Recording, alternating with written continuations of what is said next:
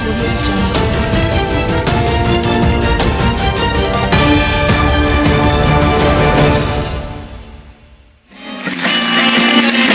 muchas gracias. No tienen que aplaudir. Muchas gracias, son ustedes muy amables.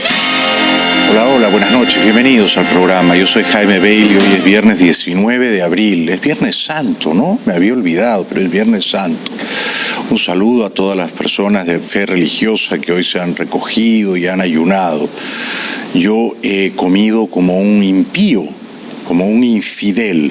He comido lo que otros han ayunado. Bueno, son las 9:00 de la noche, estamos saliendo en directo por el aire libre de Mega. En un momento voy a conversar con un invitado muy genial, muy talentoso, un comediante venezolano, el profesor Briceño, no se lo pierdan. Promete una entrevista divertidísima. El profesor Briceño, que va a estar mañana a las 8 de la noche en el Trail presentando un monólogo de humor. El programa de hoy va dedicado con mucho cariño a... Yo encuentro estos papelitos aquí cuando me siento y si no cumplo, las personas se ponen de pie y se van ofuscadas. Walter Morales, Mirka Fernández, Noris del Moral, Tamara Furnel, René Rodríguez, Ela Céspedes. Ela es peruana, ¿no? Y ha traído pecho frío. Gracias, gracias. Estás en franca minoría, ¿eh? En estos tiempos muy poca gente lee ficciones. Katy y Ángela, Antonieta y Sergio, Adela y Pedro, Rosa María, José y Laura en Cúcuta, Margot Navarro en Panamá. Gracias a todos por vernos. Bueno, yo todavía estoy muy afectado por la muerte trágica, el suicidio repentino de Alan García, 2 veces presidente del Perú, que fue largamente mi enemigo y que al final fue también brevemente mi amigo, o cuando menos mi aliado. Firmamos una alianza de mínima cordialidad, una suerte de pacto de no agresión, y olvidamos los agravios y los rencores del pasado, cosa de lo cual me felicito. Hoy se cumplieron los funerales de Alan García en Lima, en presencia de su numerosa familia. Deja 6 hijos, 2 hombres, 4 mujeres. Tuvo Alan 3 mujeres, 3 esposas o novias oficiales que lo han llorado, por supuesto, desconsoladamente, ¿no? Era un personaje gigantesco, desmesurado, ¿no? Larger than life, y ha muerto en su ley. No quiso que lo arrastraran a un calabozo, fue para él una cuestión de honor. Creo que él entendió el suicidio como una manera desesperada de preservar el honor, de salvar el honor, o de impedir que le mancillaran, le pisotearan el honor. Hoy en los funerales, una de sus hijas, Luciana Victoria, que nació el año 85, el mismo año en que Alan llegó al poder por primera vez en el Perú, con apenas 35 años. Luciana, que nació ese año, que tiene 33, ha de estar por cumplir 34, recordó de una manera muy conmovedora que me traspasó de dolor con un cariño y una adoración enormes a su papá. Hizo un buen trabajo Alan García como papá, porque hoy en sus funerales sus hijas y sus hijos estaban absolutamente quebrados por el dolor. Todos lo conocen como Alan, el compañero o el presidente. Nosotros como papá. Él fue con todos y cada uno de sus hijos el hombre más cariñoso, engreidor, dulce y alegre. Sus abrazos de oso hacían desaparecer penas, angustias y miedos. Y aunque sus bromas siempre fueran las mismas, no dejó un solo día sin regalarnos su risa contagiosa que nos llevaba el alma. Bueno, mis condolencias sentidas a Luciana y también, por supuesto, a Carla, Josefina y a Gabriela. Y mi sentido pésame a su hijo Alan y a su hijo adolescente de 14 años, Federico Dantón. Todos han estado a la altura de las circunstancias, por supuesto. Todos adoran al papá que se ha quitado la vida. Alguna gente dice con ligereza que todo suicida es un cobarde, ¿no? Que el suicida huye, se escapa, no tiene coraje para enfrentar la adversidad. Yo no lo veo así. Yo que recuerdo a Mishima o a Bangkok o a Hemingway, pienso que el suicidio es un acto desesperado de coraje y hasta de heroísmo, ¿no? Y es también una rebeldía, una forma de protesta, ¿no? Y es también un ejercicio final de la libertad, de la voluntad humana. Y es quizá una liberación, ¿no? Yo no creo que todo suicidio sea un acto desesperadamente irracional. En el caso de Alan García me parece que fue un cálculo supremamente racional. Él pensó, voy a cumplir el próximo mes de mayo 70 años, me van a encerrar en un calabozo, sea culpable o inocente, de eso no prefiero no hablar aquí ahora. El resto de mi vida voy a morir en prisión y esa no es una vida que yo quiero vivir. Esa es una vida indigna de ser vivida, así es que decido libremente prescindir de esa vida pesarosa, misérrima que mis enemigos me quieren imponer, me libero de ese calvario y viajo a un lugar mejor, porque además él era creyente, él creía que había una vida en el más allá. Y el suicidio de un creyente, pienso yo, entraña más valor que el de un ateo, porque el ateo piensa será un dolor fugaz y luego se habrá terminado todo, seremos polvo y olvido. Pero el creyente piensa, luego tendré que rendir cuentas a Dios y a lo mejor Dios estará enfadado porque Él es el supremo creador, nos da la vida y Él y solo Él decide cuándo se termina. O sea que yo creo que en el caso de Alan fue un suicidio por honor y fue un suicidio que entrañaba una decisión perfectamente racional, ¿no? Él no quiso dignificar a sus enemigos. Y eso queda clarísimo en la carta póstuma que escribió en la madrugada del miércoles 17 de abril y que fue leída de una manera maravillosamente viva, elocuente por su hija Luciana. En esa carta, relativamente breve, Alan dice: he cumplido la misión de mi existencia. Esa misión era llevar al partido de su padre. Cuando Alan era un niño, su padre, Carlos García, estaba en prisión. Y estaba en prisión porque era aprista. Y ser aprista en el Perú de esos años era casi ser un subversivo. El APRA era un partido clandestino, de izquierdas. Los militares y la derecha odiaban al APRA. Y Alan de niño tenía que ir a visitar a su padre en la cárcel. También quizás por eso ha preferido no pagar con carcelería. Justa o injusta es otra discusión, ¿no?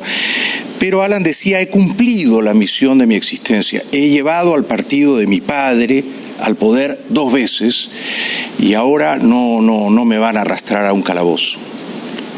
Cumplí la misión de conducir el aprismo al poder en 2 ocasiones e impulsamos otra vez su fuerza social. Creo que esa fue la misión de mi existencia, teniendo raíces en la sangre de ese movimiento. Por eso, y por los contratiempos del poder, nuestros adversarios optaron por la estrategia de criminalizarme durante más de 30 años. Pero jamás encontraron nada y los derroté nuevamente, porque nunca encontrarán más que sus especulaciones y frustraciones. En este tiempo de rumores y odios repetidos que las mayorías creen verdad, he visto cómo se utilizan los procedimientos para humillar o vejar y no para encontrar verdades. Por muchos años me situé por sobre los insultos, me defendí y el homenaje de mis enemigos fue argumentar que Alan García era suficientemente inteligente como para que ellos no pudieran probar sus calumnias.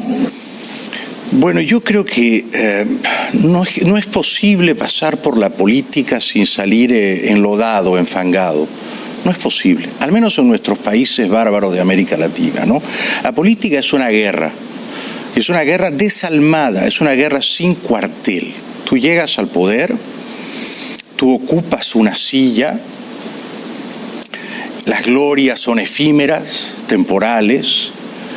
Eres un rehén de los ciudadanos que han votado por ti, pierdes enormes cuotas de libertad. Esos mismos ciudadanos que han votado por ti pasarán los meses y quizás brevemente los años y luego ya no te querrán, ¿eh? Te odiarán, te culparán de que tú no les hayas mejorado la vida, de que sus vidas sigan siendo grises, chatas, anodinas. Y entonces el oficio del político es uno condenado a la ingratitud. Y luego, por supuesto, todos los políticos que quieren ocupar la silla en la que tú estás sentado van a tratar de derrotarte, y peor de destruirte, y peor de encarcelarte. O sea, tu miseria, tu oprobio será el triunfo de todos ellos, y nada de eso debería sorprenderte. Y si te sorprende, más vale que no entres en política, porque ignoras la esencia misma de ese oficio tan cruel. Pero es verdad que Alan no buscaba la riqueza, no de una manera al menos explícita. Él era un hombre austero, era un hombre culto, de libros, era un intelectual,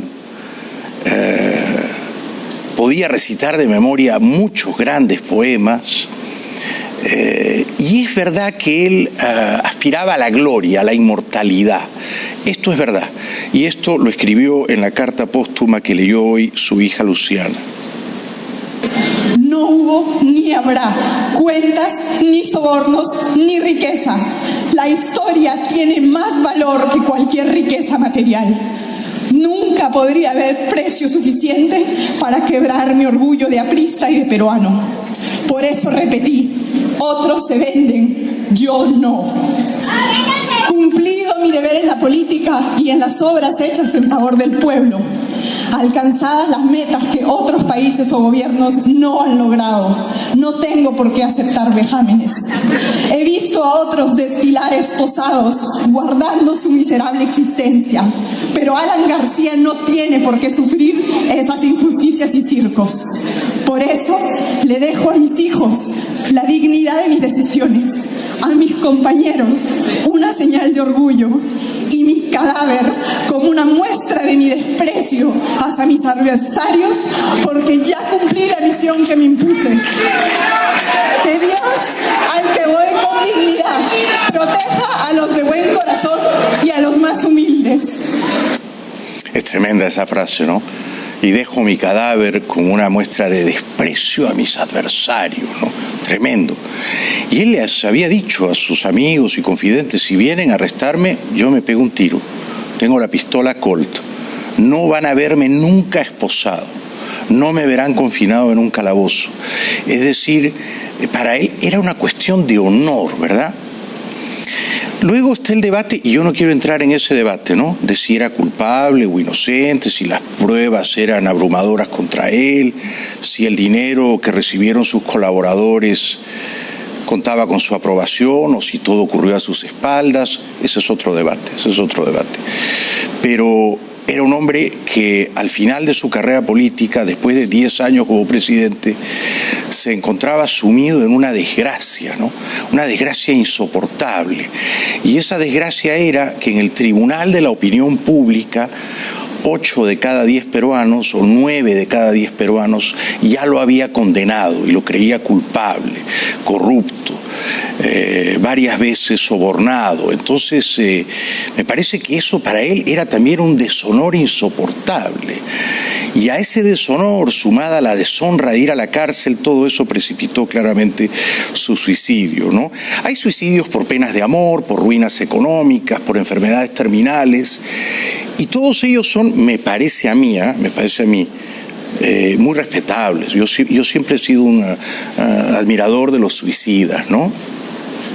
Porque me parece el acto final, redentor, ¿no? Liberador de la libertad. Es el ejercicio de la libertad hasta las últimas consecuencias. Yo gobierno mi cuerpo y mi espíritu hasta el final, no ellos los que vienen a esposarme. Yo, aquí mando yo, ¿verdad? Y ese fue el gesto final, un gesto además político, ¿no? De Alan García. El suicidio es un gesto político, de teatralidad política, porque en cierto modo te redime de tu fracaso y abrazas la muerte con honor, como el harakiri, ¿no? Abrazas la muerte con honor, y entonces quedas como un mártir, ¿no? A los ojos de tus partidarios, a los ojos de quienes dudaban de tu inocencia, ¿no? O sea que es un gran gesto político. Habla el hijo menor de Alan, Federico Dantón. lo que creo que él hubiera querido, y lo que yo quiero, es que nosotros como partido no le demos el gusto a nadie y estemos más unidos que nunca. Hoy nos dejó alguien que ha sido líder del APRA por casi 30 años, alguien que nos ha enseñado a todos, alguien que considero un maestro eterno y que siempre nos acompañará. Bueno, Federico tiene 14 años, nació aquí en 2005 en Miami. En ese momento Alan estaba casado con Pilar Nores, argentina, cordobesa, que le dio 4 hijos, 3 mujeres y un varón. Y Alan tenía una relación encubierta con la mamá de Federico. Al final todo se supo y Alan eligió la pasión amorosa con Roxana, la mamá de Federico. Bueno, este es otro momento en el que Federico Danton, con bastante aplomo para sus precoces 14 años, dice: mi padre no se mató. Todos sabemos quién lo mató. Alude, por supuesto, a los fiscales, a los jueces y tal vez también al gobierno peruano, todos los cuales veían con gran impaciencia que Alan García fuera a un calabozo. No estuvieron dispuestos a perdonarle siquiera la Semana Santa. Mi papá, él no se suicidó. Todos sabemos quién lo mató, sabemos cómo. Los últimos 2 años han sido una persecución terrible que nos han afectado como familia. Y bueno, por fuera él era fuerte, pero por dentro mi papá está muy mal. Y antes de darles el gusto, antes de ir preso siendo inocente, no les va a dar el gusto. No va a dejar que lo humillen siendo inocente. Yo comprendo a Federico y le expreso mi respeto, mis condolencias y además veo con gran admiración que él adore a su papá. Dicho esto, yo no creo que Alan fuera un perseguido político, no creo tampoco que el presidente Vizcarra esté obsesionado o estaba obsesionado con desgraciar a Alan García o encarcelarlo de una manera injusta. Las críticas que se han vertido contra Vizcarra me parecen francamente desproporcionadas. Han gritado: Vizcarra asesino. El problema es que Vizcarra no podía ordenar que no se investigara con celo a Alan García cuando al mismo tiempo se investiga con celo, a veces despiadado, a toda la clase política peruana. Fujimori está preso, la hija de Fujimori, Keiko, está presa, Kuczynski está preso, hoy le han dado 3 años de prisión preventiva, tiene 80 años, le han dado 3 años de prisión. Toledo está prófugo, recibió 20 millones de Odebrecht, Humala estuvo 10 meses preso, no puede salir del Perú. Entonces no se le podía pedir a la justicia: investiga y encarcela a todos, pero no a Alan García. Si Alan García había estado en el poder y algunos de sus colaboradores habían recibido millones de dólares de Odebrecht, me parece que él tenía que entender, por contrariada que fuera su suerte, que la justicia tenía que investigar hasta el final, ¿no? Bueno, para evitar eso y para protegerse, para mudarse a Uruguay, él en diciembre pasado se había refugiado en la Embajada de Uruguay en Lima y había pedido asilo. El presidente de Uruguay, Tabaré Vázquez, se lo negó, que fue también un tremendo revés para Alan, ¿no? Hoy el embajador uruguayo en Lima, el señor Barros, fue al velorio y dijo estas palabras. Hemos venido con el ministro de la Embajada para presentar nuestras condolencias al expresidente y a su familia. Es todo lo que voy a decir. Es un momento muy difícil para todos y esperamos que ustedes logren una paz y una concordia que les está faltando. Se pierde un gran líder. ¿Qué es lo que resaltaría de estos dos gobiernos? Se pierde un gran líder de América Latina. A la luz de los hechos sangrientos, trágicos, ¿debió Uruguay concederle el asilo? Bueno, es muy fácil ser entrenador después del partido, ¿no? Tabaré Vázquez decidió, con todo lo mal que me cae Tabaré, porque no condena a Maduro, que Alan García estaba tratando de eludir a la justicia peruana, que en el Perú había una justicia independiente, un Estado de Derecho, y que no calificaba el asilo. Una decisión que en ese momento pareció razonable, ¿no? El hijo menor de Alan, Federico Danton, se inscribió hoy en el partido de su padre y de su abuelo Carlos. desde el día de hoy ya está inscrito oficialmente en el partido aprista. Lo ha hecho un acto simbólico luego de que se leyera la carta dejada por el ex gobernante. De mucha valía, ¿no? Así es, muy importante, y eso es lo que están destacando a través de las redes sociales los diferentes grupos, sobre todo de la juventud aprista. O sea, además como asumir en público frente al cadáver de su padre el compromiso de continuar y heredar lo que el padre dejó. Bueno, la última vez que yo vi a Alan fue en Lima, vino a cenar a mi casa y él quería que yo fuera político, me animaba muy resueltamente a que yo inscribiera mi candidatura presidencial y yo le decía, no, esto termina siempre mal, en la política no hay final feliz, mejor no me meto, mejor sigo tratando de ser un escritor, pero lo voy a extrañar, ¿no? Lo voy a echar de menos. Yo no estoy aquí para juzgarlo, para este no es mi, que lo juzgue Dios y que se apiade de él, ¿no?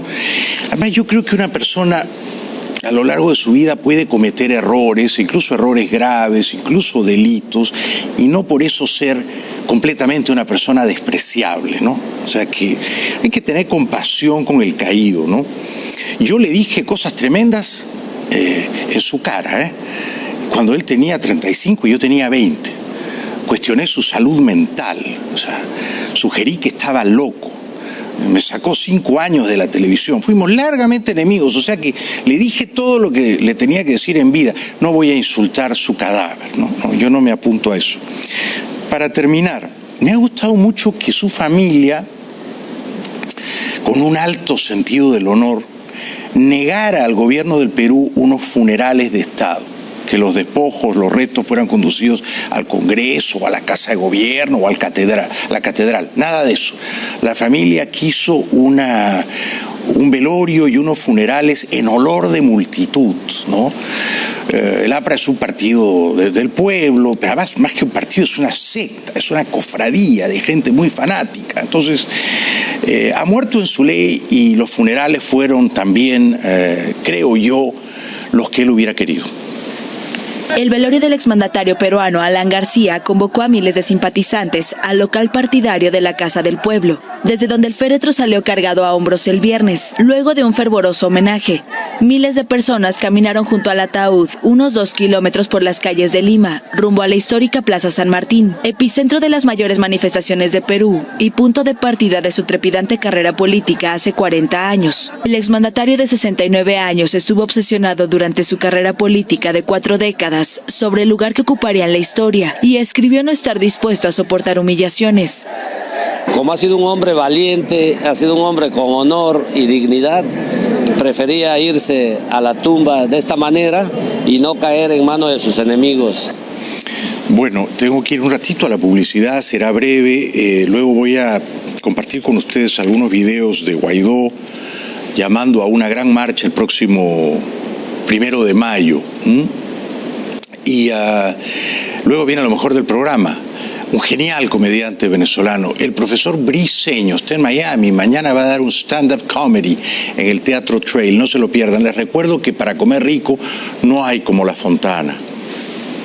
Voy a conversar con el profesor Briceño, comediante venezolano, va a ser un deleite, porque es muy brillante, es un gran improvisador y es un notable conversador, no se lo deben perder, pero quería cumplir con ustedes que esperan las novedades de Venezuela. Bueno, esta señora habló por todos nosotros y habló con una lucidez y un sentido común que son tan infrecuentes entre los políticos, ¿no? Desgraciadamente Maduro hizo eso desde que está mandando y no ha cumplido nada. ¿La realidad?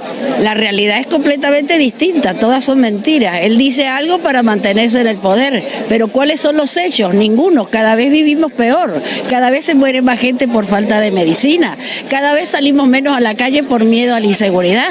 Entonces yo pienso que todo lo que él diga será para tratar de alargar su estadía en Miraflores, que pienso que pronto, con el favor de Dios y todos nosotros los venezolanos, vamos a lograr el cese de la usurpación. Brillante, no podría haberlo descrito mejor y comparto su optimismo. Sigue igualmente optimista el presidente Guaidó. ¿A quién va dirigido también esta exigencia? Porque ya sabemos que a Maduro ni el régimen no tienen nada que dar. Primero las Fuerzas Armadas, y ustedes lo saben. que acompañen el legítimo petitorio de un pueblo que necesita, que quiere, que exige, que demanda vivir. Ya no sobrevivir ni subsistir, por Dios, sino vivir. Y saben cómo viven su familia. El presidente Guaidó dijo que el 1 de mayo, me parece que cae miércoles, habrá una gran marcha en todo el país.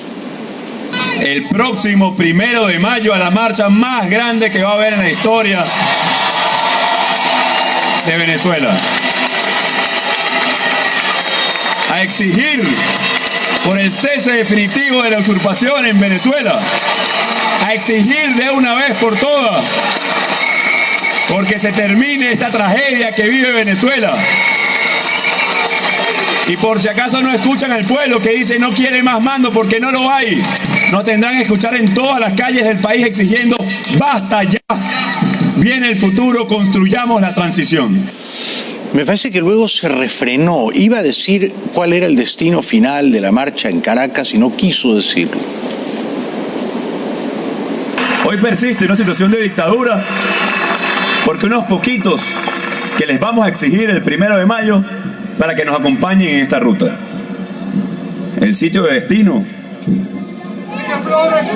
de esa marcha, de esa protesta,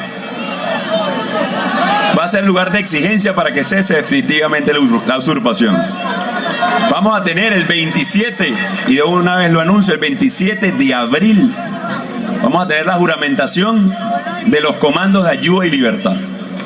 Vamos a tener toda esta semana convocatorias. La gente gritaba y se oye, ¿no? Miraflores, pero me parece que él no quiso decirlo, ¿no? O sea que fue prudente y sus razones habrá tenido, pero insistió en que la fortaleza de su liderazgo consiste en volcar a la gente en las calles.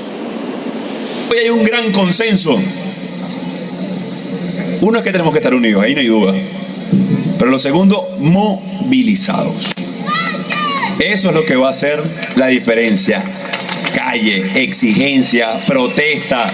Protesta enérgica o estratégica organizada, como dijimos. No nos vamos a acostumbrar. El régimen se dio cuenta que no nos íbamos a acostumbrar. Que cada vez que faltara agua íbamos a protestar. Que cada vez que faltara luz íbamos a protestar. Que cada vez que haga falta vamos a armar el gran protesta en la calle. Porque es nuestro derecho. Quiso decir otra cosa, o la gente dijo otra cosa. Supongo que una palabreja de sonoridad callejera. Que a veces es bueno que los políticos digan palabrejas también, ¿eh? Me parece. Yo sigo viéndolo bien a Guaidó, me parece, esta es mi percepción, ¿no? Cada uno tiene su versión subjetiva y atrabiliaria de las cosas. Alguna gente dice que no, que ya pasó su momento, que ya la gente no confía tanto en él, que su popularidad se ha erosionado. Yo no comparto esa visión, yo sigo viéndolo bien. La Cruz Roja, entre tanto, reparte pastillas de cloro para que se disuelvan en agua y la hagan potable. Es una ayuda, una gran ayuda para nosotros, para todos. Estamos necesitando muchas ayudas, como esta, entre otras muchísimas. Y la entrega de estos envases es muy importante y es muy beneficioso para nosotros porque tenemos cómo recoger el agua. Nos dieron una charla muy bonita, cómo utilizar el agua. Aquí fue muy rápido, yo llegué fueron 15 minutos. Es terrible, ¿no? Es desolador que una mujer de avanzada edad como ella tenga que hacer esfuerzos sobrehumanos para conseguir agua potable. Más imágenes de una voluntaria de la Cruz Roja dando instrucciones de cómo usar correctamente las pastillas de cloro.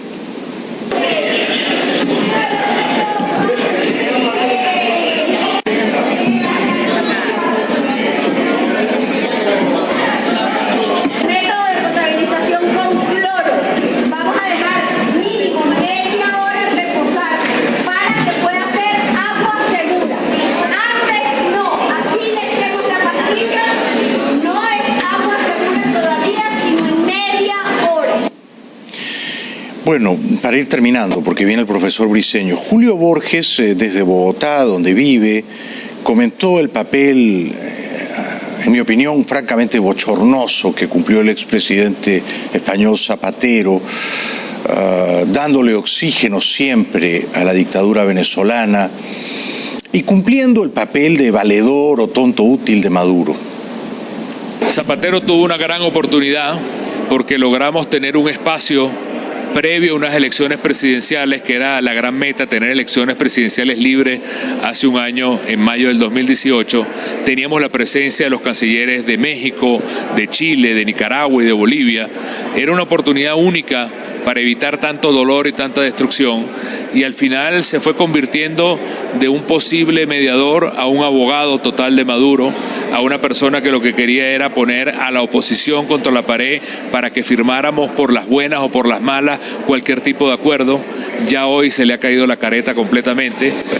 Tiene toda la razón. Ahora, fue una ingenuidad de Julio Borges y quizá también de Enrique Capriles y de otros líderes opositores pensar que ellos podían persuadir a Maduro de celebrar unas elecciones limpias y libres, ¿no? Y que Maduro aceptaría la derrota abrumadora y entregaría pacíficamente el poder. O sea, ese fue un cálculo francamente candoroso, que ignoraba que Maduro y los suyos desprecian la democracia, no creen en ella, son comunistas y no sienten ningún escrúpulo, ninguna culpa en falsear las elecciones y burlar la voluntad del pueblo. Borges comentó también que el partido español Podemos recibió cuantiosas donaciones del chavismo.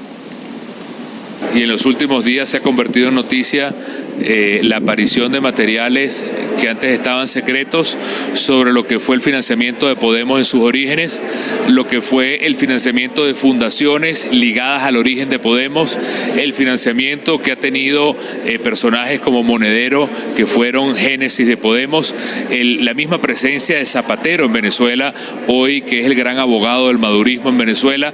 Eso es un proyecto que tiene la misma continuidad, y su misma continuidad significa negar cualquier vestigio de dignidad humana, negar cualquier vestigio de democracia real, negar cualquier vestigio de pluralidad. Es decir, los valores que ellos supuestamente defienden, al final son valores que ellos mismos destruyen.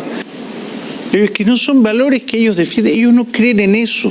Ellos creen en el partido único, en la prensa única, en el pensamiento único. Como los cubanos, ellos no creen en la democracia, en un parlamento opositor, en una prensa libre, no creen en nada de eso. Todas esas cosas a ellos, que son comunistas profesionales o criminales profesionales que fingen ser comunistas, les parecen cosas afectadas, afeminadas, ¿no? De burguesitos. No, ellos no creen en eso. Y Borges luego se escandaliza de que los chicos malos de Podemos, que tampoco creen en la democracia, aunque son grandes simuladores, grandes impostores, aliados con Pedro Sánchez, el socialista, traten de manejar de una manera autoritaria la televisión española. Manera como se está manejando algunas instituciones en España, siendo concreto el mismo debate que hay sobre la televisión española. Es un debate en el cual muestra cómo apenas ellos tienen una cuota de poder, lo que tratan es de imponer el pensamiento único, negar el derecho y la pluralidad a los otros, y en el mismo caso de Venezuela, hacer que el Estado se convierta en la única verdad, en el único manejo, en la única posibilidad de lo que significan los derechos políticos. Y España en este sentido tiene que tener mucho cuidado y verse en el espejo de lo que la propia Venezuela alimentó, que es un movimiento como Podemos. Bueno, en España hay elecciones generales, no este domingo, pero el siguiente, el 28 de abril, y estaremos informando muy atentamente. Publicidad y luego el genial profesor Briceño, un gran, muy talentoso comediante venezolano. No se lo pierdan, vamos con él hasta el final del programa. Ya volvemos. Bueno, me habían recomendado mucho a este gran personaje venezolano, es un comediante de enorme éxito, se llama el profesor Briceño, y estoy encantado de decirle que ha venido esta noche al programa. Un aplauso para él, por favor. Muchas gracias. Bienvenido. Bueno, no sé mucho de ti, permíteme hacerte algunas preguntas generales de ley. ¿Qué año naciste? ¿En qué ciudad naciste? Yo nací en Caracas en el año 1970. 1970. Eres 5 años menor que yo. ¿Y qué estudiaste, si estudiaste algo? Yo tengo una gran vocación de pobre. Entonces escogí letras y mi madre me inscribió en periodismo sin decirme. Me dice, no, pero si quieres escribir, pero por lo menos algo que medianamente dé. Sí. Y luego, insistiendo en eso, hice el posgrado en filosofía, hice teatro, prácticamente todas las actividades en las que no se gana ningún dinero. Me faltó mimo, creo que estuve a punto de también ser mimo. Pero estudiaste periodismo, filosofía y teatro. ¿Y te graduaste o fueron...? Me gradué de periodismo, en filosofía no entregué la tesis porque me peleé con el tutor, y teatro hice desde que entré a la universidad hasta hace unos 8 años que dije, bueno, sobre todo hasta que nació mi hija, que dije, bueno, ya ahora hay que ganar dinero. ¿Y cuándo nació tu hija? Mi hija cumplió 9 años en marzo. ¿Es hija? Hija, tengo una de 9 y una de 5, que yo sepa. Felicidades, ¿cómo se llaman? Bernarda y Alma. Bernarda y Alba. Sí, Alma.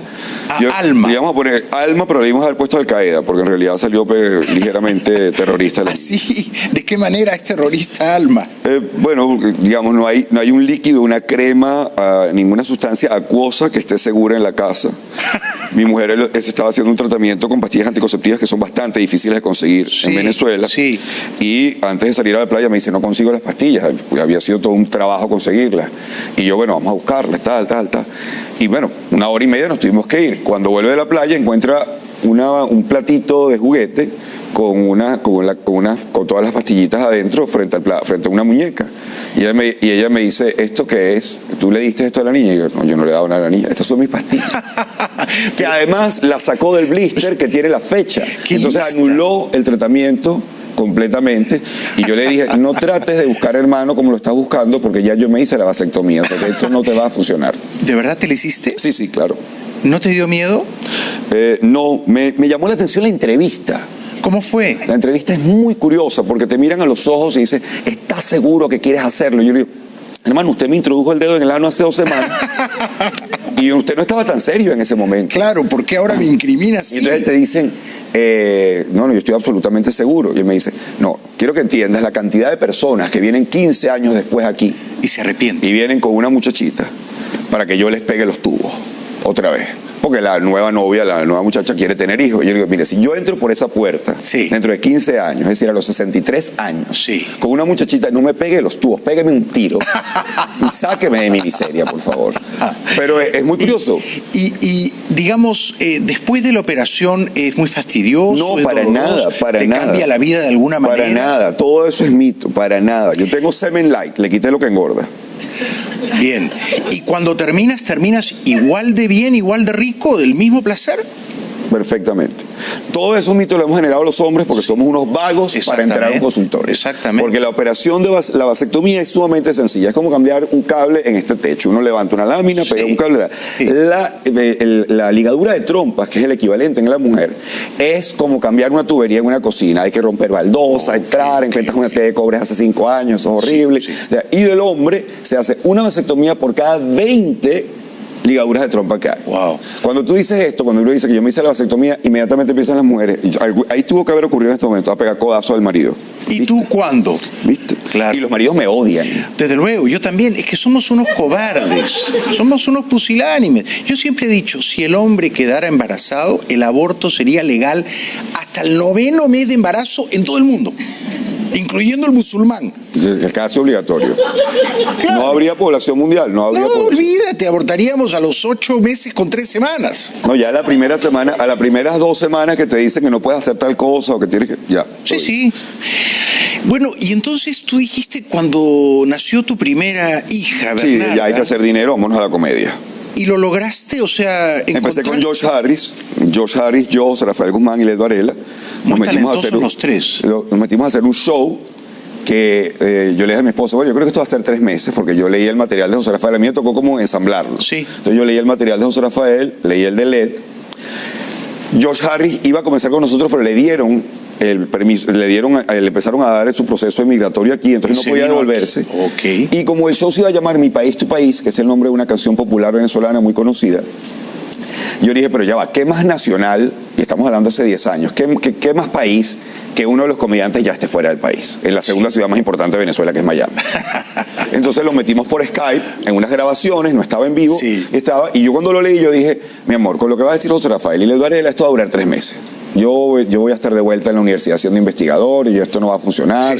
Prepárate, estuvimos 3 años con ese montaje y lo cerramos en el aula magna con 2.500 personas de público. Bueno, mira, es que yo no sé si tú, pero yo creo en el mercado.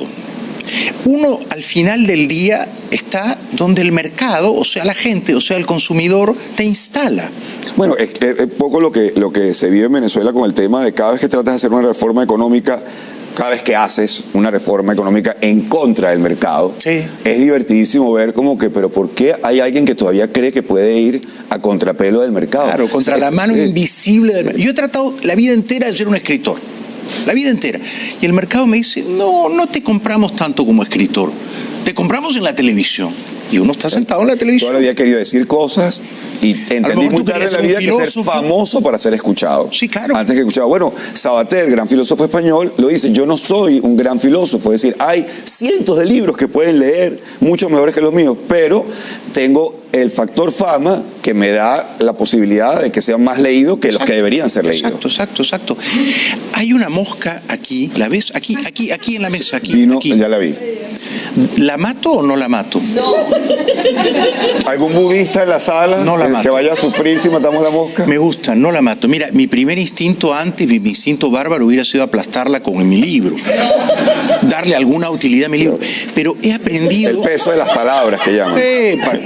Pero he aprendido a ver con simpatía a las moscas o a las ratas o a las cucarachas, porque no tienen la culpa, o sea, tienen muy mala prensa. Una mosca no elige ser mosca, hubiera preferido ser mariposa. Y esta es colega, porque esta es histriónica, es decir, hay todo un auditorio donde ella pudo haberse metido, ya vino al centro de la luz. No debemos matarla. Está en el centro del plató, en cualquier momento va a decir algo importante. Pero veo en ella a un chavista, a un intruso. ¿Tú la quieres matar? No. Después de ver tu programa a veces podría haber sido mi reacción. A veces me pongo pistolero. Sí. Tú tienes... mi padre era pistolero. En casa tenía un arsenal. No una pistola, un arsenal. ¿Tú tienes armas de fuego en tu casa? Digamos, legalmente no. Pero es una gran respuesta. Mi madre fue ministro en una época y cuando se abrió la fábrica de armas en Venezuela le regalaron la primera pistola que salió de la fábrica. El ministro de Defensa la repartió como si fuera un regalo divertido. Sí. Y lo primero que hizo es que yo tenía, creo que 13 o 14 años. Me dijo, quédatela tú, porque tu papá va a hacer una locura con ella. Y mi papá tenía la suya.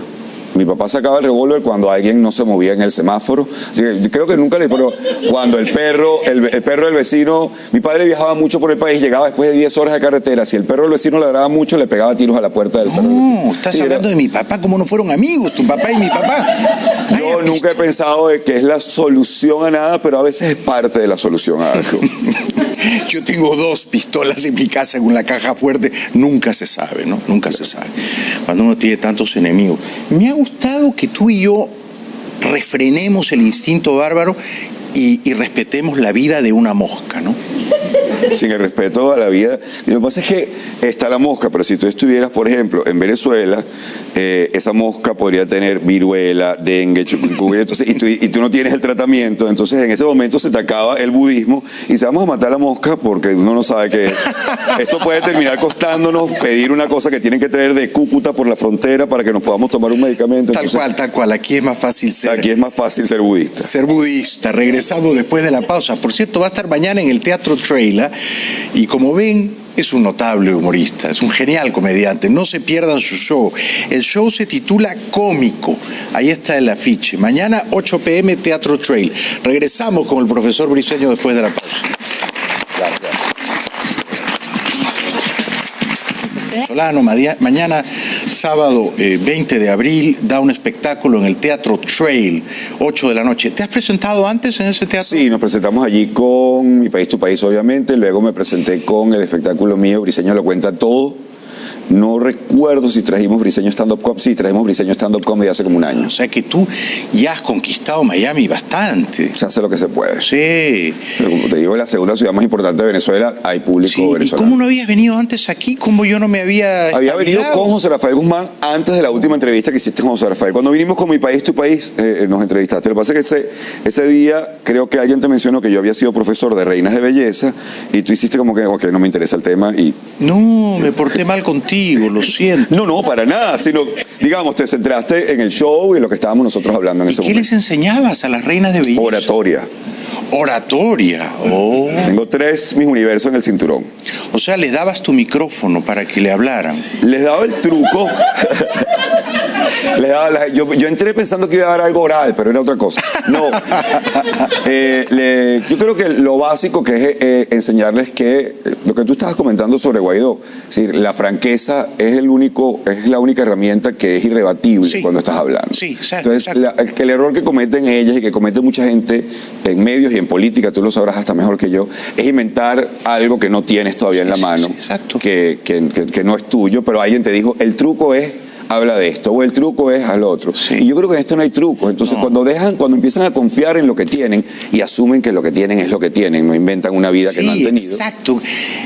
Mi trabajo era ese. La mejor escuela oratoria es no tener miedo de ser tú mismo. Y si eres un poco inculto o un poco ignorante, no importa, sé tú mismo. Omel Sousa, un tipo que ha dicho frente a las cámaras, ¿cuál es el último libro que ha leído? Y él le dice, yo no leo nada. Yo no leo absolutamente nada, me fastidia leer. Cualquiera diría, no tiene que ser que lee la prensa o que lea una novela. Acuérdate de García Márquez, o sea, cualquier truco imbécil. Claro. Digo, ¿pero qué tiene de malo? A ella le digo, cuando usted le pregunte cuál fue el último libro que leyó, digo, a mí no me gusta leer, a mí me gusta el cine. Y la última película que vi fue, es decir, tú puedes que no tengas una película, un libro, pero tienes una película. Es así. ¿Y alguna vez te enamoraste de una reina de belleza? ¿Eres enamoradizo? No, porque en el ambiente, o sea, digamos, cuando uno trabaja, yo vengo de dar clases en comunicación social durante muchos años y las mujeres en comunicación social también son muy bellas. Muy guapas, claro. Entonces, uno aprende primero a tomar distancia y llegaba un momento en que además uno se metía a lo que llamo yo el gen gay. Yo no soy gay, pero tengo la nacionalidad porque trabajé 8 años con Omel. Me dio el pasaporte. Y aprendes a mirarlas. Va a sonar horrible, como un caballo de carrera. Es decir, tiene estas virtudes, tiene estos defectos, es bueno en esto, es malo en esto, y trabaja, y eso es lo que garantiza el éxito. Eso no tiene nada que ver con las mujeres. Si tú te metes demasiado personal con un alumno, pierdes la distancia que hace falta para ver cuando está cometiendo un error. Y tú eres un profesor, no es que te haces llamar graciosamente. No, yo llegué a la comedia y todo el mundo me conocía como profesor Eres un profesor, en la universidad en comunicación social. Entonces todos los periodistas me conocían porque les había dado clases. Y dar clases, yo un semestre di clases en una universidad en Washington, en Georgetown, y había 2 o 3 chicas preciosas, pero en estos tiempos el profesor no puede mirar, no le puedes hacer una media sonrisa o una insinuación o decirle qué bonita estás hoy, no. Bueno, como Biden, que no podía dar un besito en la nuca. En la nuca. O sea, tienes que andar con un cuidado, ¿no? Porque si no te linchan. Sí, pero también es lo que llaman moral signaling aquí, ¿no? Es la señalización moral, que tú para sentirte bien con quien tú eres, criticas cualquier defecto moral del otro y se han convertido en defectos morales. Bueno, lo de Biden era ridículo. Sí, totalmente. O sea, lo de Biden en un país donde el presidente viene de unas elecciones donde escuchamos en una grabación decir que agarraba a las mujeres por su órgano y tal, donde hemos visto los escándalos de un tipo, Bill Cosby, etcétera, etcétera. Acaba de salir el documental terrible de Michael Jackson, que a un hombre lo esté juzgando porque le daba un besito detrás de la cabeza, y a las mismas mujeres cuando la entrevistaban, ellas ni siquiera entendían muy bien de que ellos, fue como algo incómodo, pero, o sea, un disparate. Yo lo que quería era que me besaran la boca. Yo no sé qué querían decir esas mujeres, pero pero estamos en una época en la que hay que tener demasiado cuidado. Sí, muchísimo. ¿Y cómo conociste a tu mujer? ¿A qué se dedica ella? ¿Cómo se llama? Mi mujer y yo somos bastante distintos. Ella cree en los signos astrales, yo creo en los signos de puntuación. Nosotros fuimos novios una época. Ella era estudiante, fue alumna mía, pero después de ser alumna mía, fue compañera mía en teatro. Porque yo estaba comenzando, yo le llevo 3 años y ella se había cambiado de carrera, entonces me tocó de alumna, pero inclusive fue el único año en que yo me fui para España a estudiar, o sea que le di clase como 2 meses. Nos encontramos después, fuimos novios, el peor noviazgo. ¿Por qué? porque no nos llevábamos, no estábamos listos el uno para el otro. Yo siempre, lo peor de todo es que es la única mujer con la que he terminado mal. Entonces después, cada vez que nos encontrábamos, curiosamente yo estaba borracho, curiosamente, no pasaba. Entonces yo me arrodillaba frente a todo el... Yo te quiero pedir perdón, porque tú eres la única mujer a la que yo he tratado mal. Con su futuro esposo, yo estuve casada antes con otra persona, el tipo al lado, y el tipo decía, él siempre hace esto. Y dice, siempre hace esto. Y luego nos reencontramos en una obra de teatro que yo escribí, que se llamaba Queridas Psicóticas, dedicadas a las mujeres, y ella vino a hacer el casting, y desde el momento que entró al casting yo dije, ay, estoy en problemas. Qué genial, o sea que actuaron juntos esa obra, Queridas Psicóticas. Bueno, yo era el productor, pero el actor principal, que se besaba con ella al final, porque ella era la que quedaba con el tipo, se enferma para el estreno. No digas. Y el único que se sabe el argumento, porque soy el escritor y el director técnico, soy yo. ¿Pero se enfermó de verdad o se enfermó? No, se enfermó. Una araña como... Una araña.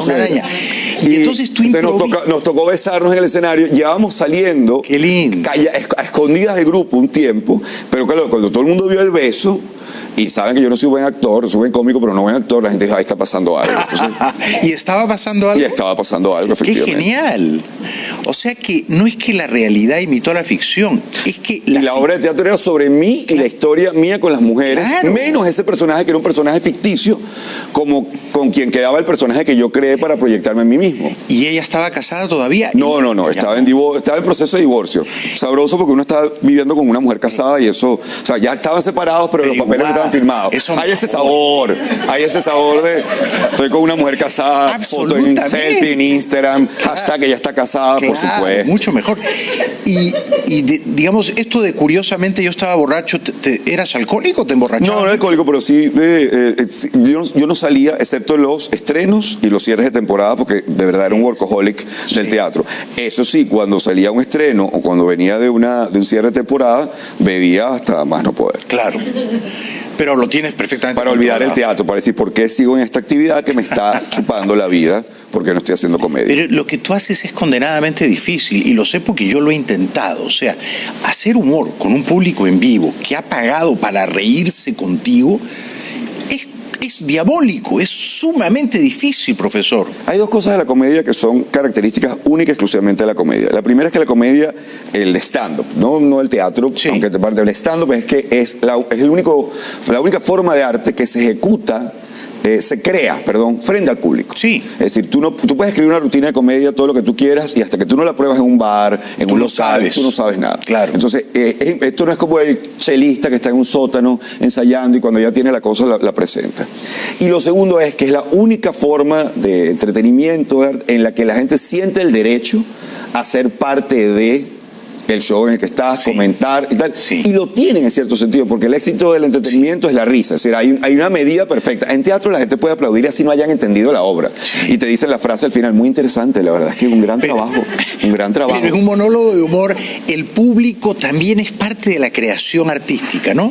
Sí, es como torear. Sí. Solo que la gente cree que cuando yo digo la analogía de torear, me refiero a que el torero es el comediante y el toro es el público. Y yo digo, no, el toro es el silencio.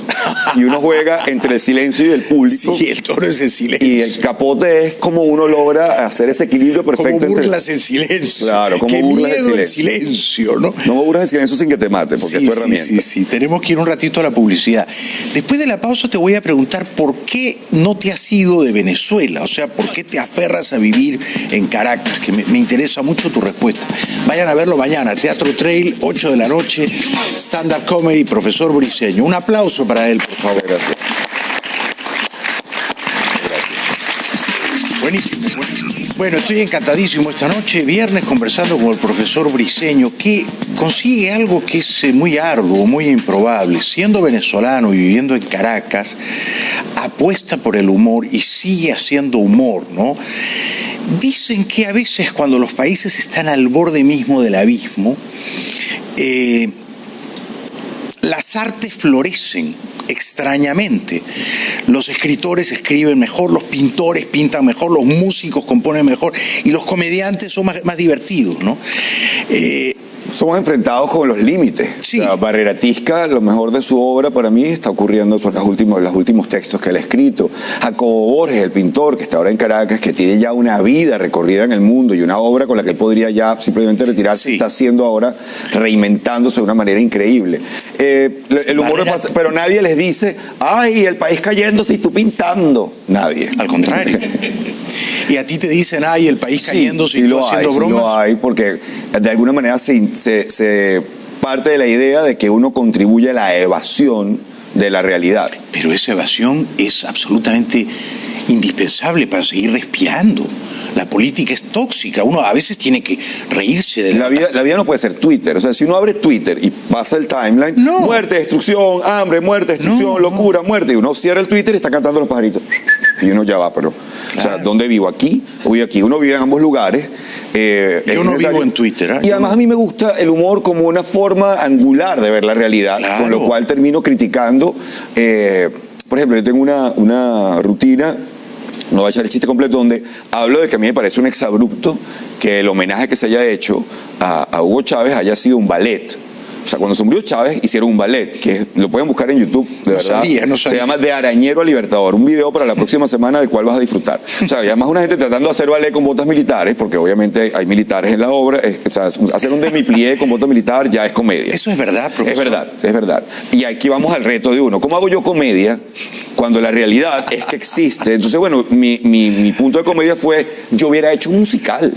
Chávez era un tipo grandilocuente, Chávez le hubiera encantado un musical. Daba para un musical. Daba por un musical, de hecho, presento la escena final del musical, la camilla y tal. Y la gente reaccionaba al principio como, no me vas a decir que estás defendiendo a Chávez. Y luego, ahora entiendo qué es lo que estás tratando de mostrar. Claro, ¿y qué es arañero?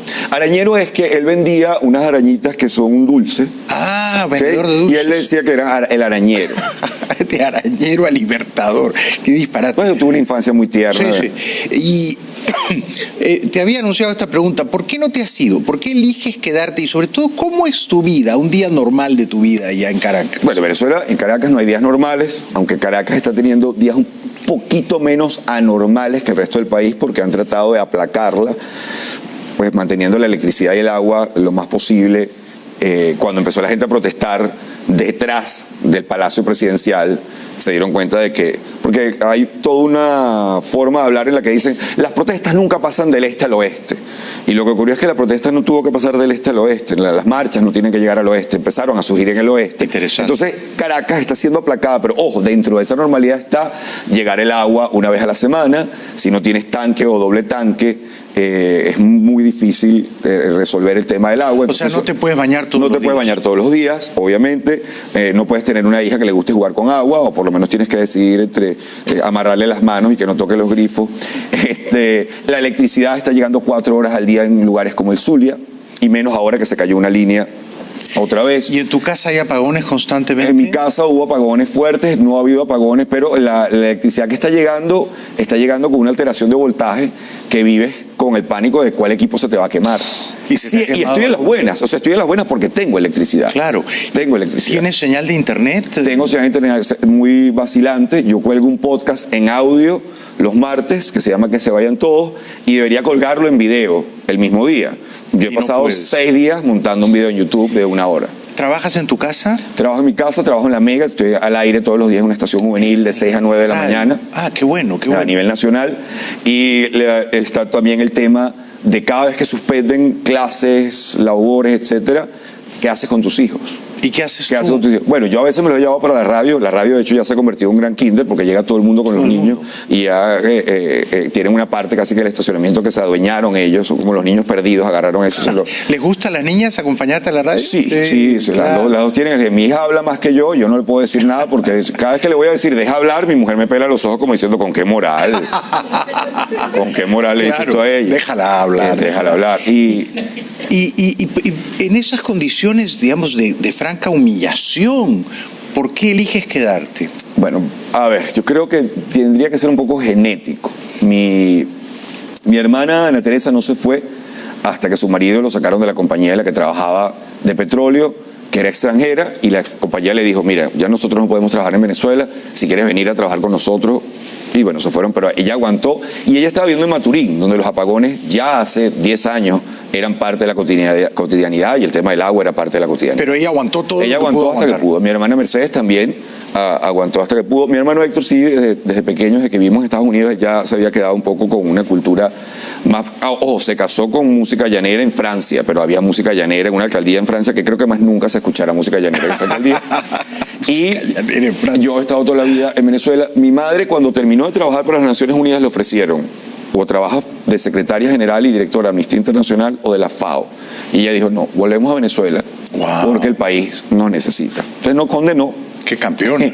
Sí, y llegó a ser senadora por el Distrito Federal, trabajó como ministro de Caldera, en el primer gobierno, en el segundo gobierno de Caldera fue de las que estuvo en contra de la amnistía total con derechos políticos para Hugo Chávez, fue una de sus grandes molestias. Sí. O sea, tú puedes, lo que pasa es que la gente se le olvida que todo el mundo en ese momento estaba, quería a favor de la amnistía. Claro. Entonces, cuando se introducía un elemento de racionalidad, porque mi madre decía, está bien, pues amnistía, pues te va a hacer popular, está bien, pero no le des derechos políticos. Pero que no puede ser nunca candidato a la presidencia. Exactamente, no le des derechos políticos. Quedaba como la aguafiesta, la odiadora. Exactamente, por gente que hoy en día supuestamente son los adalides del antichavismo. Entonces, mi familia tiene, a diferencia de muchas familias que tienen mucha migración, mi familia tiene por ambos lados por lo menos 8 generaciones, 10 generaciones en Venezuela. Mi tatarabuelo le dio a Bolívar caballos para que cruzara los Andes en la campaña Admirable. Entonces uno tiene como un tema allí de entrega. Claro. Y eso que yo no soy nacionalista. A mí la palabra patria de verdad me va de rabo. O sea, me parece que es una excusa que se utiliza muchísimas veces para que la gente haga las peores cosas posibles. Pero me gusta mi país y me da rabia que alguien me saque de un lugar que me gusta. ¿Por qué te vas a ir tú? Que se vayan los malos, es tu país. En eso estamos. ¿No? Y ya te han robado las libertades, ¿por qué te van a robar el país entero? ¿No? Si tú lo sientes como un mandato genético y familiar, me parece genial que te quedes. Sí, y vinculándolo con la risa, Suheir Hamad, que es una poetisa siria, que habla de la locura a la que quieren meter a todo el mundo cuando ella dice, yo no voy a bailar al son de la rabia, yo no voy a bailar al son de la furia, de la guerra, de la muerte. Dice, mi aliento, es la palabra final de su poema, mi aliento es más fuerte que ustedes. Y yo digo, mi risa es más fuerte que ustedes. Qué buena frase, un aplauso para tu caso. Absolutamente. Regresamos después de la pausa con el profesor Briceño. Linda esa frase. Bueno, mañana sábado el profesor Briceño va a estar en el Teatro Trail a las 8 en punto de la noche, dándonos este nuevo stand-up comedy titulado apropiadamente Cómico.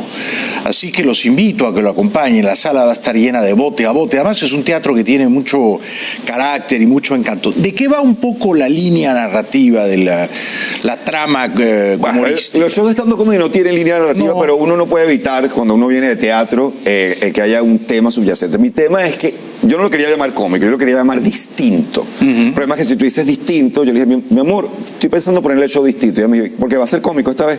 Y yo, ok, está bien, no te tienes que burlar de mí. Pero tú dices distinto, también es la manera como se refieren las madres a los feos, ¿no? Hijo, tú no eres feo, tú lo que eres es distinto. Sí. Entonces, la palabra, pero para mí tenemos un mal uso de la igualdad. Yo estoy en contra de la igualdad. La igualdad. O sea, yo creo que hemos exagerado el tema de la igualdad a unos niveles irracionales. ¿Por qué crees eso? Porque todos somos distintos. Porque tú llegas, a mí me escribió un amigo y me dice, si vas a venir a Miami, visitas a la familia, acuérdate que a mi hijo hay que decirle niñe. ¿Por qué? Yo he leído sobre esto, yo sabía, pero yo me estaba haciendo el idiota, ¿no? Yo, sí, pero ¿por qué? Porque porque no lo estamos criando para un género o el otro. De hecho, se llama Abele. Y yo sé por dónde va, pero yo me hago el idiota. Digo, pero él ha dado algunas señales, es decir, se empezó a poner ropa de mujer, con los comportamientos. Ojo, que si lo hace, yo soy el primero que abogo por acompañar su cambio desde el principio. O sea, por favor. Sí. Porque mi tema no es de derechos, mi tema es de cómo imponemos la igualdad. No, pero nos parece que el género es un constructo social. Y yo, no, lo lamento, hombres y mujeres son genéticamente... Bueno, primero todos somos genéticamente distintos. Sí, claro. Yo tengo una amiga, una comadre, que es madre, familia, mujer, y la hermana gemela es lesbiana. Claro. Y a la hermana no la secuestraron las mujeres de la isla de la Mujer Maravilla. Claro. O sea, se la dieron a Lesbos y le enseñaron a usar el arco y la flecha a la tierna de 2 años. Crecieron en la misma casa y son distintas. Nació así, claro. Y son encantadoras. La gente toda es distinta. Pero decir que hombres y mujeres es distinto es un nivel de locura. El cerebro del hombre es como... ¿Tú viste Superman? Sí. ¿Tú recuerdas la cueva de Superman que él tenía como unos cristales que ponía? Sí. Pero así somos el cerebro del hombre. Tú pones un solo cristal, trabajo, y él está allí, trabajo. Mira que los niños, ya va. Los niños. Y si tú estás hablando con él mientras él tiene puesto el cristal de trabajo de los niños, él no escuchó nada. Él no escuchó nada. La mujer no, la mujer te discute por algo y nunca te está discutiendo por lo que te está discutiendo. O sea, el plato que lavaste mal en realidad es que no te la cogiste bien. Siempre es como un chicle, es como una pelota de goma que rebota aquí, luego llega acá, me pega en el ojo, luego le da a tu hermana, es complicado. O sea que ya, de todo eso va lo de mañana. Va el tema de la vasectomía, el hecho de que no somos iguales, que abracemos además la diversidad. Pero fuiste a la casa de tu amigo y le dijiste niñe. No, le dije, no, yo no voy a pasar por la casa, porque es que no lo voy a poder evitar. ¿Y a ti te gustaría que yo te dijera profesore? No, porque además... O sea, estás cómodo siendo profesor. O sea, claro, pero entonces viene este nota que hay que decir trabajador y trabajadora. Y uno puede entender que ciertamente el género, el que nada más usa el género masculino para describir a los dos géneros cuando se utiliza en ciertos momentos, puede tener su influencia. Pero de allí al extremo. No, decir todos y todas. Todes y todos y todas. No. Ya llega un momento que dice, hermano, termina de decir lo que me vas a decir, vete para tu casa. Sí. De verdad no tengo tiempo. Pero va a estar buenísimo. Y la vasectomía es un tema que me interesa mucho. No, porque además la vasectomía te lleva a que las mujeres, como usted decía, quieren que el hombre se la haga. Pero siempre hay una en la reunión que dice, yo no. Porque después anda por ahí como un loco. Y yo le digo, señora, ¿usted cree que la razón por la cual su hombre le es fiel es porque tiene miedo de embarazar a alguien? Entonces usted no entiende la cabeza de la fidelidad, que esos son dos conceptos distintos. La fidelidad para el hombre es una serie de matices. O sea, esto no es infidelidad, esto es tal cosa, es distinto, gordo, tal. Para la mujer es una sola cosa. Si tú te estás divirtiendo sin mí, es infidelidad. Eso es todo.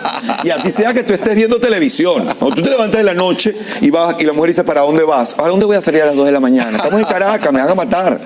Voy a la sala, vas a divertirte sin mí. Esa es la amenaza. Este es el celo peor, que te estés divirtiendo solo. Eso las vuelve no con otra mujer, solo. ¿Y tu mujer es celosa? No, gracias a Dios no, porque además ella... Fuimos novios mientras yo trabajaba en el Miss Venezuela. Claro. También le enseñé a unas muchachas que se vestían en un programa de televisión dando noticias. Me llamaron para dar unas clases de oratoria. Y yo les mandaba, vístete otra vez, te vestiste mal. Ella decía, yo no puedo ponerme celosa con el tipo de trabajo que él tiene. Claro. Y yo, pues, el día que brindamos por el matrimonio, alguien dijo que se repite. Y yo, no, esta es la primera y última. Y la gente me decía, pero tú estás nervioso. Y digo, nerviosa debería estar ella, que obviamente está siendo estafada por mí. Yo estoy ganando aquí. Yo estoy saliendo ganando. Sí. Y ahora que está de moda esto de no forzar a los chicos a definir su género, incluso estimularles la ambigüedad,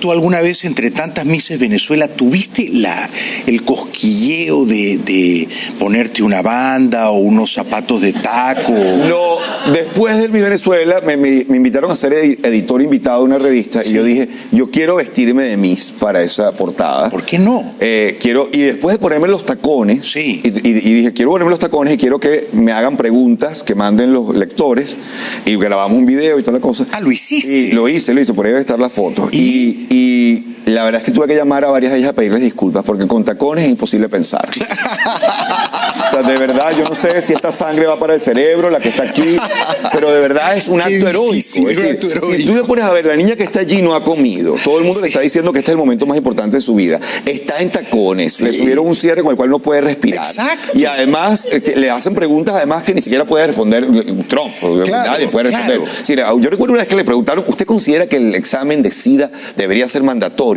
Y yo estaba frente al televisor y decía, es una pregunta de posgrado de Derecho. Sí, realmente. Yo daba clases en cuarto año de Derecho. Filosófica. Es una pregunta, pero complicadísima. Claro. Y dice, ponte unos tacones y responde todo eso, chicos. Yo con unos tacones no sé ni qué. Tú me pones unos tacones, yo no sé cuál de las hamburguesas quiero en un McDonald's. Yo me pongo a mirar y digo, nada, usted, dame comida. Me quedo loco. Pero me celebro que te hayas puesto los tacones y creo que todo hombre heterosexual debería ponerse tacones alguna vez para entender lo complejo que es ser mujer, ¿no? No, y el procedimiento, porque además me hice el maquillaje, el cabello, todo el vestido, te hice todo el tumbado. No me quité la barba, pero la idea era vivir las penurias. Sí, exacto. Y es increíble, es increíble. Bueno, la verdad que ha sido fascinante conversar contigo, profesor Briceño. Un placer completamente. Estás a la altura del mito. La gente habla maravillas de ti. Permíteme, además, de parte de varios periodistas, colegas, me dijeron, cuando yo, ¿vas a estar en Bailey? Digo, todavía no lo sé. Si estás, recuérdale lo importante que ha sido que antes que se pusiera el tema de moda de Venezuela, tú estabas claro de que este era un tema al que había que prestarle atención, no solamente por Venezuela, no por los venezolanos, sino por lo que significa para la región el hecho de que se disfrace de proceso democrático una agenda que viene claramente con lo que ya tú perfectamente has mostrado en este programa. Gracias de corazón por esas palabras. Gracias de corazón. Mañana estaremos de todas maneras viéndote, Silvia y yo. Me he quedado muy impresionado contigo porque como los grandes comediantes eres sobre todo un gran improvisador. Un aplauso para el profesor Briceño. Gracias y hasta mañana. Regresamos después de la pausa. Para terminar, les recuerdo que el domingo 5 de mayo voy a estar en Bogotá, en la Feria del Libro de Bogotá, por la tardecita, por supuesto, ¿no? Presentando mi más reciente novela en clave de humor titulada Pecho Frío. Los espero. Y el sábado 15 de junio voy a estar en la Feria del Libro de Madrid, en el Parque del Retiro, tan lindo, presentando también Pecho Frío con esta portada. Hay muchísimos peruanos, colombianos, venezolanos que viven en Madrid y los invito a que me acompañen esa tarde, el sábado 15 de junio, a la Feria del Libro del Retiro. Gracias por hoy, gracias a toda la gente tan linda, tan cariñosa que vino esta noche aquí al estudio. Entre todos hemos salvado la vida de una mosca. Me siento orgulloso de eso. Gracias, buenas noches, hasta mañana.